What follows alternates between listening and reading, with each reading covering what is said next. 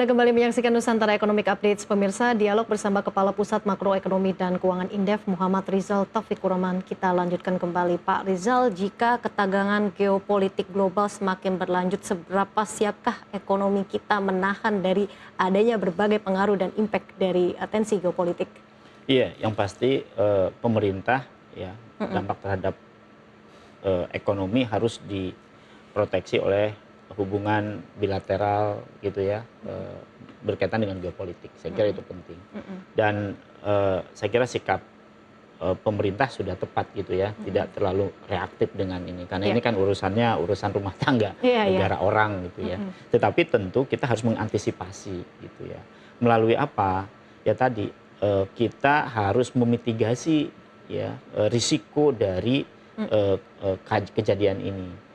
Tentu dengan menekan ya harga-harga di domestik ya, karena khawatir tiba-tiba kan kita tahu Trump itu terkadang suddenly ya ada kebijakan yang di luar bisa ekspektasi. Dikatakan ya persepsinya agak impulsif. Betul. Begitu. Dan itu kan sangat dinamis gitu ya, dan itu yang harus diantisipasi. Dibuat sebuah skenario-skenario yang itu justru harus mampu menahan risiko dari kebijakan ini. Karena risk off-nya itu harus betul-betul diantisipasi dengan kebijakan yang presisi gitu ya, yang kemudian antisipatif, terutama tadi ke risiko moneter terutama ya, karena ini pasti akan menekan terhadap kurs. Ya. Yang kedua juga harga energi. Ya. Yang ketiga memang ketidakpastian yang pasti akan berpengaruh terhadap investasi. Oke. Jadi kebijakan apa yang perlu dijaga oleh pemerintah untuk mengantisipasi adanya ketegangan geopolitik di tahun 2026 ini? Yang pasti kita harus mengoptimalkan energi yang ada di potensi minyak kita gitu ya, supaya ketergantungan kita minyak ya, terhadap negara-negara luar atau impor kita supaya bisa ditekan. Itu pertama. Ya. Yang kedua, memang harus mengembangkan alternatif energi ya selain dari minyak. Yang ketiga, pemerintah harus menjaga volatilitas harga ya, terutama harga-harga yang sangat tergantung kepada produk-produk impor, karena ini akan terimbas oleh inflasi impornya. Yang tentu yang keempat, pemerintah betul-betul harus membelanjakan fiskalnya ya untuk mendorong sektor-sektor produktif dan meng-create market dalam negeri.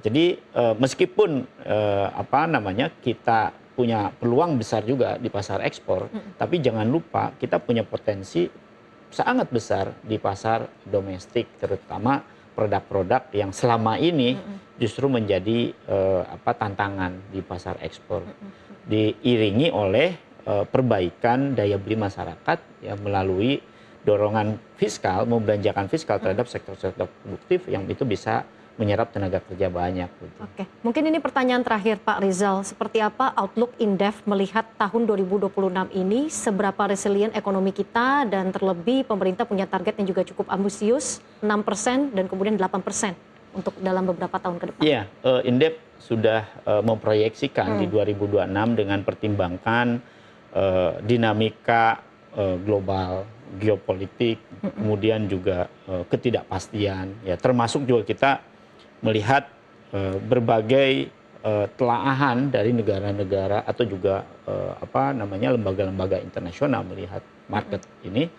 Indef kemudian melihat angkanya memang tetap naik gitu ya, tetapi angkanya di 5% gitu ya, karena tadi ketidakpastian masih terjadi, apalagi ditambah penebalan ya dengan kasus Iran, Greenland ya, kemudian juga China, Amerika dan masih mungkin akan 2026 itu akan semakin kuat gitu ya Trump ya.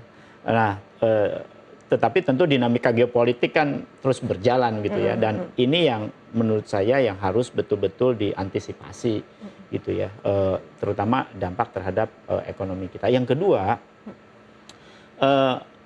prospek yang paling